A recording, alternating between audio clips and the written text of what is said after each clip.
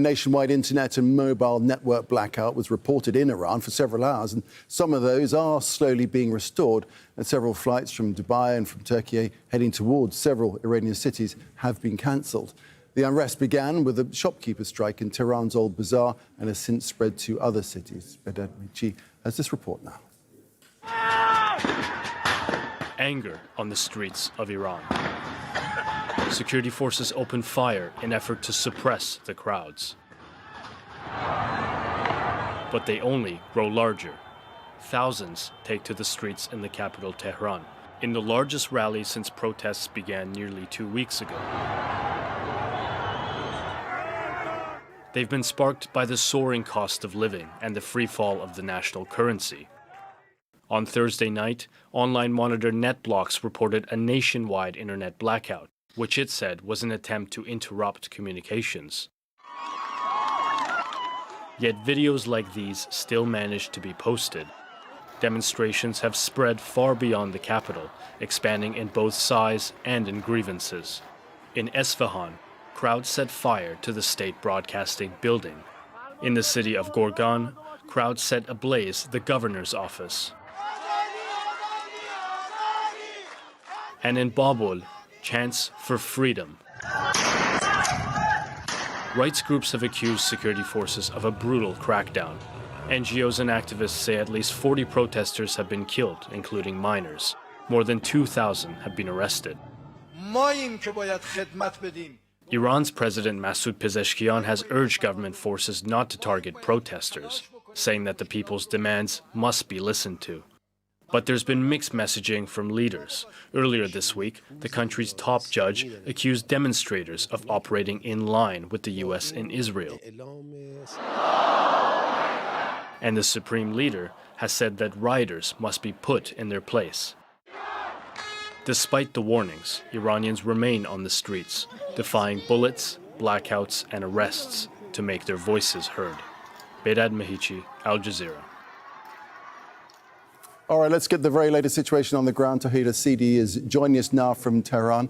So Tahir, what's the latest information you have about this nationwide internet mobile network blackout, and what are you hearing from people generally? Well, actually, it's now about 2 weeks that we have been witnessing protests taking place in the country. And yesterday we saw a rather larger presence of people in these protests across the Iranian capital, Tehran's streets. And in one of the neighborhoods, Saadatabad, I personally witnessed hundreds taking to the streets, and it flared up into violence.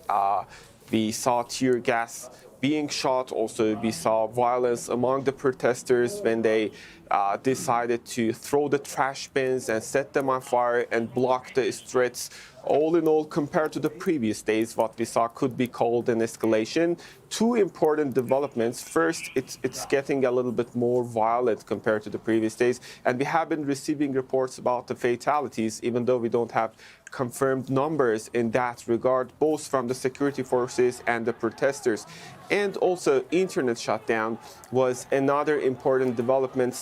The last time we saw such a shutdown dates back to June, when the Israeli and American strikes happened, and the government, citing security concerns, decided to shut down the internet. Also, in the previous protests, we have already witnessed sort of shutdown, which is causing difficulties when it comes to daily communication of the people. But still, it goes on in very limited cases. We have been witnessing reopening of domestic internet for several specific websites, even though very limited. All in all, we have been observing a nationwide internet shutdown at the time being, and we are closely following the developments since there is a possibility of further escalation down the road. All right, we've seen protests, Tahir, haven't we, in Iran before, but how does the intensity of these and the mood of these protests compare to previous years? Well, indeed, it started sporadically 2 weeks ago in Grand Bazaar, and Cumhuriyet Avni quickly spread into other small cities. But right now, specifically in the past 2 days, we have been hearing more and more names of smaller cities joining the protests. And we have to keep in mind that the driving engine behind these rallies is the economic deteriorated situation with respect to the soaring prices, devaluation of the local currency, and high inflation. But still, last night we heard some political slogans, chants against the political establishment, which shows a sort of change in the scope of the rallies and demonstrations across the country. People are whether they take to the streets or not, there is this public dissatisfaction regarding the economic situation in the country, and on that the government says it's actively working to find solutions. Meanwhile, there is a security concern, an obvious one indeed for the state, regarding the possibility of protests being flared up to more violent situation. And on that, Iranian Supreme Leader Ayatollah Ali Khamenei came out to say that Iran and the Islamic Republic, quote unquote, is not going to give in against the destructors. And also, he said he warned against a foreign intervention in that regard, criticizing the US President Donald Trump, who previously came out on a social media post to say that if situation escalates, the United States is going to get intervened. Tawhid, thanks for that. That's the very latest from Tehran. Tawhid Asadi speaking to us there. OK, let's take this on with Mehran Kamarava, who's Professor of Government at Georgetown University in Qatar, also directs the Iranian Studies Unit at the Arab Center for Research and Policy Studies, joins us here on set. Great to have you with us at this important time. OK, a little bit earlier, we heard the Supreme Leader urging Iranians to preserve unity. How precarious do you think this situation is or not?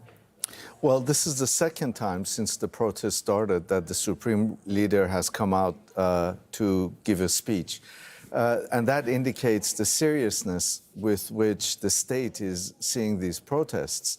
As Tawhid Asadi just reported, we've seen an increasing spread of the protests, first in smaller cities in the periphery of the country, and now we've seen them in cities like Isfahan, Tehran, Shiraz, and elsewhere, in the bigger cities. And this is definitely, it has the potential of really getting out of hand insofar as the security forces are concerned. So that is the key point, isn't it? How they would then respond, right? Absolutely. So far, the president, who's a reformist, has succeeded in many ways preventing the Revolutionary Guards from clamping down on the protests and kind of going out and engaging in what might turn out to be mass killing. But how long he can hold them out is a question which we don't know at this point. Of course, the US position on all of this is very important. Donald Trump threatening that violence against the Iranian people would be responded to, and that's key, isn't it? It is, although it's not clear exactly how the US would do that. Tehran is a massive city of 13, 14 million people. It is densely populated. It isn't as if the US can go and bomb a couple of isolated nuclear facilities, as it did back in June. And so, it's very difficult to tell how the US would carry out that threat. A big unknown is the position of the Revolutionary Guard here. Absolutely. We don't necessarily know what they're thinking.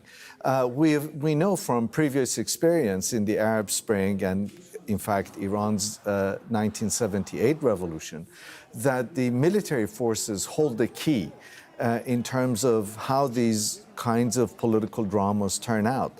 And the Revolutionary Guards are so far staying with the state, but their behavior is key.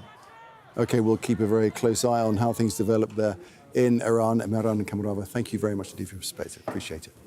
Thank you.